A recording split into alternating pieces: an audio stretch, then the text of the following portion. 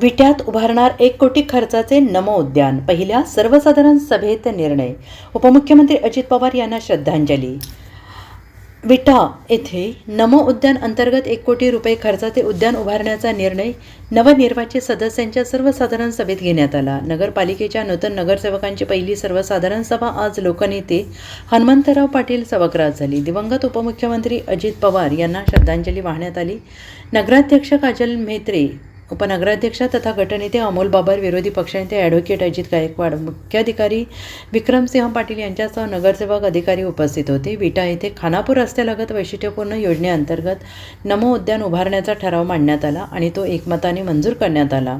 शिवसेना प्रमुख बाळासाहेब ठाकरे जन्मशताब्दी वर्षानिमित्त हिंदू हृदय सम्राट बाळासाहेब ठाकरे नागरी लोककल्याण अभियान राबवण्याबाबतचा ठराव मांडण्यात आला. त्यावर विरोधी नगरसेवक ॲडव्होकेट सुमित गायकवाड यांनी कराडच्या धर्तीवर विट्यातील नगरपालिका शाळेतून CBSE पॅटर्न राबवण्याची मागणी केली. मात्र उपनगराध्यक्ष अमोल बाबर यांनी या अगोदर शाळांना सुविधा उपलब्ध करून देणे गरजेचे आहे.